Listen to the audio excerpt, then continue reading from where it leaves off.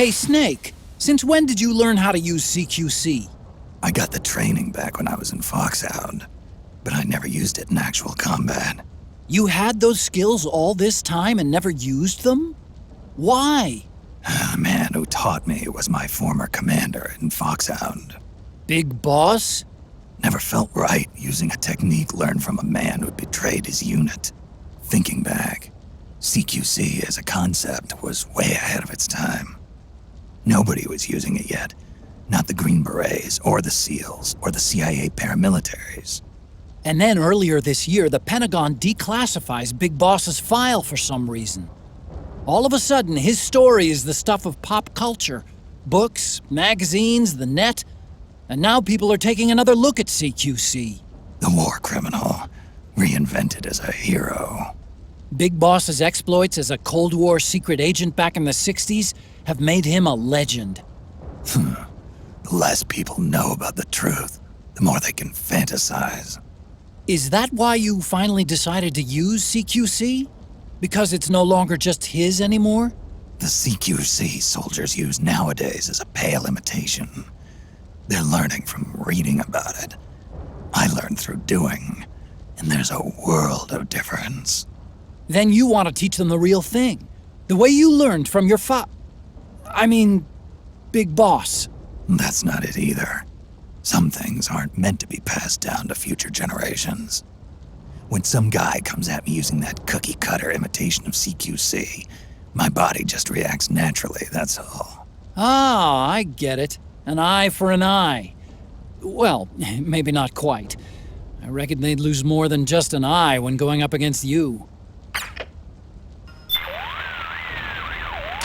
Otacon, those two-legged machines, they're not like the Metal Gears I'm used to dealing with. Right. Strictly speaking, though, they're not Metal Gears. What are you talking about? The gears you fought before were all basically designed and produced to serve as nuclear platforms. Ray was an exception to the rule, but even that was an anti-Metal Gear weapon designed to defeat the Metal Gear clones popping up all over the world. Its value was still measured in terms of the framework of nuclear strategy. It's been 25 years since the end of the Cold War. We live in a world of regional conflict and asymmetric warfare, and it's getting worse every year. The age of the war economy is upon us.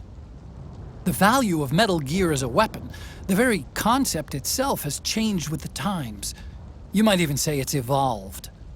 Nowadays, a Metal Gear needs to be more than a nuclear attack platform. It needs to be adaptable, well-suited to fight in large numbers, traverse urban settings, and work alongside infantry. The Gecko were the answer. There are different types of Gecko designed for different missions, and not all of them are equipped with nuclear capabilities, so technically, they're not Metal Gears. Of course, there are still some of the old Metal Gears around.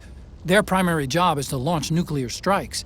But these days, Gecko are the first name in bipedal war machines.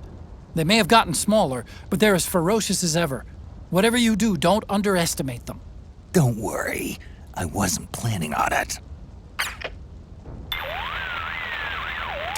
OctoCamo is a newly developed camouflage technology that's capable of almost exactly mimicking the appearance of objects and surfaces. It's easy to use, too. All you have to do is press up against a wall or object, or lie flat on the ground while wearing the suit. It can be a powerful tool if you use it right. So tell me, how does it feel? Not as itchy as I'd have thought. That suit can mimic the color, pattern, and even the surface texture of walls and floors. Kinda like procuring your own camo on site, right? I do just fine with the regular stuff. I'm not a chameleon. You've got it all wrong. We're not talking about lizards. This is OctoCamo. In other words, it's based on the camouflage capabilities of the octopus. Octopus are sometimes called ninja of the sea. They fool their enemies by mimicking not just the color of their surroundings, but also the shape of the terrain. That suit takes its cue from defensive deception found in nature. Besides, you may not have known this, but there is a snake that can change its body color too. It's called the Capuas mud snake. It's a poisonous reptile indigenous to the Capuas River on the island of Borneo. Its coloring is normally a reddish-brown, but sometimes turns to white. So, snakes can sport disguises too. Hey, what happened to stealth camo? You used to wear it all the time. All that does is create an optical illusion. It's no use against Gecko with their infrared sensors. OctoCamo, on the other hand, has micro-Peltier arrays that regulate the absorption and release of heat, harmonizing the wearer's body heat with any background IR radiation. Which means it can offer you at least some camouflage protection against enemy infrared sensors.